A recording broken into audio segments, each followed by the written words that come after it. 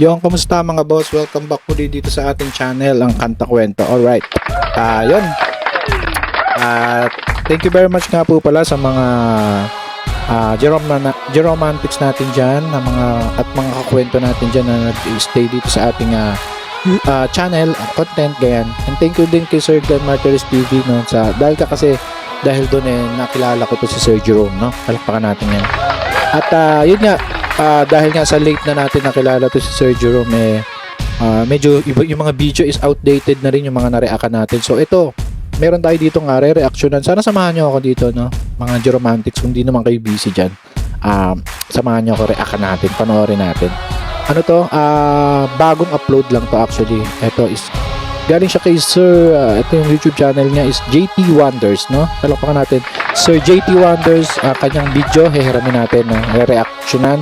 Ang title is Jerome Love Vian Time Concert, no? February 14, 2026. Ito lang, palakpakan natin. Hiniram natin yan. Subscribe natin yan si Sir JT Wonders.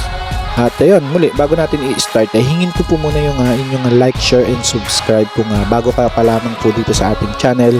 At yun kasi 82k na po tayo, malapit namang 100. Sana yun, maka 100 na tayo, madikit natin dyan yung plaque. At yun nga, at gusto ko rin pala mag-thank you sa mga mga Geromantics natin na bigay ng information, no, na sa palapit na concert ni Sir Jerome, palapit na anniversary concert ni Sir Jerome sa April 9, no, Webes. Binigyan niya ako ng info kay Ma'am Cristina Garcia, tama ba? Napaka-responsive, responsive na tao ni Ma'am. Ignacio pala, sorry.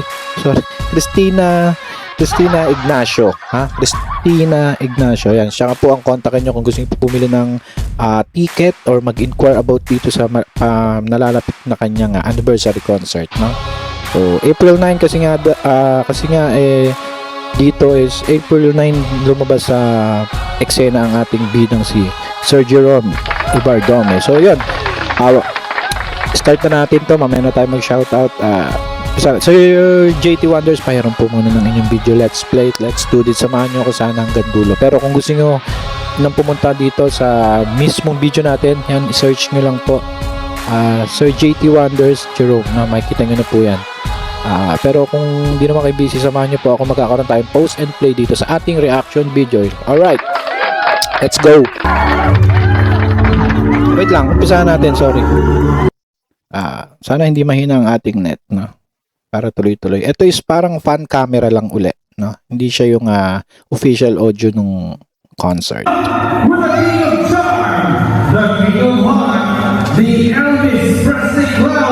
Yun yung title nung concert is Love Vian Time, no?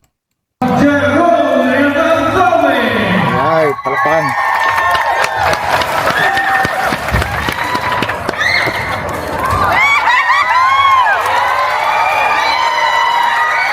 Angas.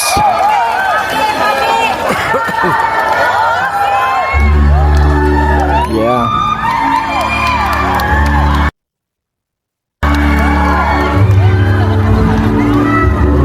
Ito, isang kanta lang siguro muna yung ating re-reaction nandito, no? Ipo-post natin mamaya pag after nung isang song, no? Kasi masyado siya mahaba, 21 minutes to. So gusto ko lang talaga siya ma-play at makita. Ngayon ko lang siya na-play, Alright. Ganda ng Can't help falling, agad ang binanatan. Teka lang, pati yung ulo. Yeah.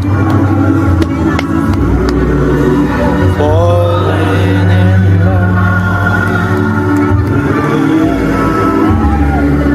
Sana klaro sa inyo, no? Medyo malakas yung ng audience, pero mas gusto ko itong ganito yung mas dagdag kilabot sa akin yung with audience ng crowd, dahil dumadagdag sa sa dynamics ng performance.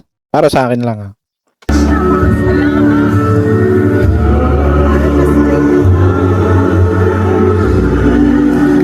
Hindi ko rin alam ano ba to. Ito ba yung first song niya or second set niya na ba to or pero pinakilala siya kanina, no? Hindi ko alam kung ito.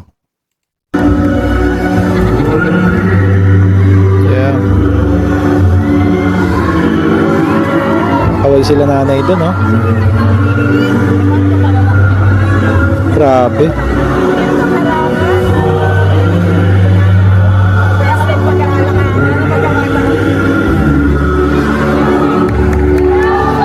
Angas. Angas pa. Lakad-lakad lang. Pa-smile-smile lang. Alam mo talaga si Elvis. Alam mo, hindi makulit, no? Yeah. Grabe, no?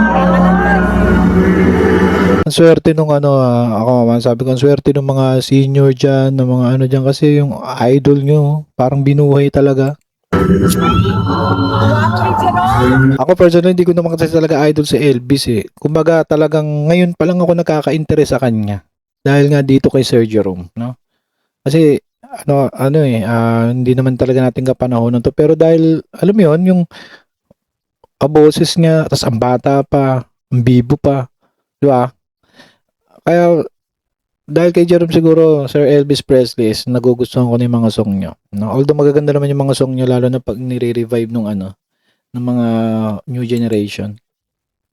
Tuloy natin. Yeah, grabe, lakas ng crowd. Eh, si nanay, oh. Naka-headdress pa siya.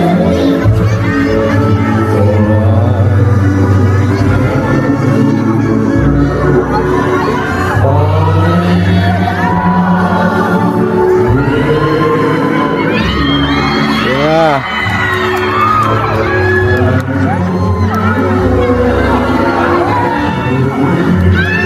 Grabe, sobrang lawak ng fan base ni Elvis Presley, no?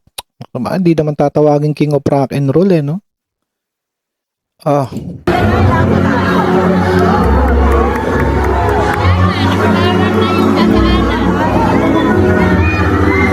Hey.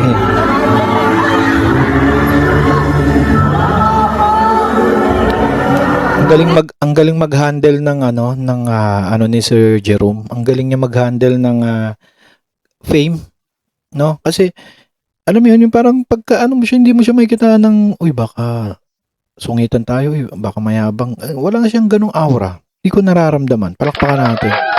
Yung tipong kahit bayan mo siya, kulitin mo siya, no? Walang ganun eh. Ang galing niya, parang wala siya pakialam, hindi niya alam na sikat siya. Parang ganun, no? Grabe.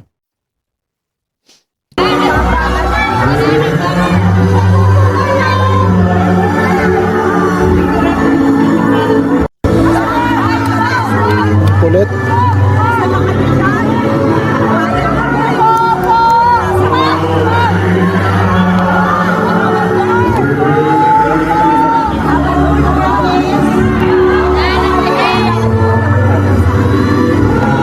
Ito lang ang re-reactionan muna natin mga kwento, no, tong kanta na to, no.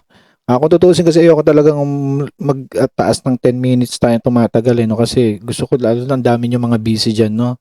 Pero commenting nyo mamaya kung ano bang okay lang ba sa inyo. Pero ito lang muna tong nangyari dito sa Can't Help Falling in Love. Yeah.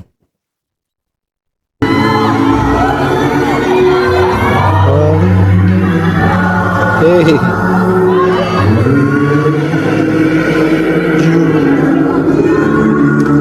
Yeah.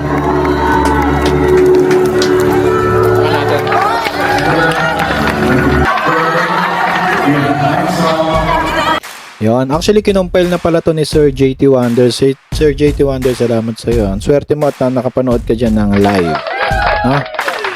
Yun lang mga kwento. Actually ang ginawa ko lang naman dito, i-check ko yung latest performance niya ni Sir Jerome Ibardome. Kung ikukumpara ko before ng mga nakaraang taon o mga nakaraang buwan o pa-improve ang kanyang stage presence, no? Kumbaga kung ano yung mga positive comments natin before sa kanya, dito is makikita natin na sobrang okay siya, mas nagiging connected siya sa audience, napakadaling lapitan, napaka-humble na tao. Sir Jerome Ibardome. Sa mga hindi pa nakaka-subscribe, kung may channel ba si Sir Jerome, subscribe po natin, no? Siyempre, pati na rin ang ating JT Wonders na hiniraman na video. Yan. Ito po yung spelling. Yan, JT Wonders. Alright. And then, pagka ano po, damay nyo na rin po ang ating channel na. Thank you po. 82k na po tayo. Malapit na mag 100. And sana makamit na natin ng 100. So, yun lang mga kwento. Ano masasabi nyo dito sa kanyang ano? Hindi lang yung kanta kasi hindi naman ganun ka-clear yung audio, no? Ang inano natin dito, ni-review or ni-reactionan is yung kanyang stage presence. Siyempre, voice. Pasok na pasok. At yung crowd. Maraming salamat mga kwento. I-comment nyo kung ano masasabi nyo rito sa thoughts nyo. At yun nga, kung bago lang is mag-subscribe po kayo sana. At magkita-kita tayo sa comment section. Magtalakayan tayo doon mga kwento. At comment nyo ang inyong mga suggestion kung sinong gusto nyo po i-feature or reaction na natin dito or commentary or review natin dito sa ating channel. Okay, sana clear yun. Maraming salamat mga kwento. Muli, ito ang kanta kwento na nagsasabing mabuhay ang talentong Pilipino. Mabuhay din ang mga OFW, lalong-lalo na ang mga talentong Pilipino. Alright. Kanta kwento, sabay-sabay tayong makinig, mga awit ang puso, tanghin ang kanilang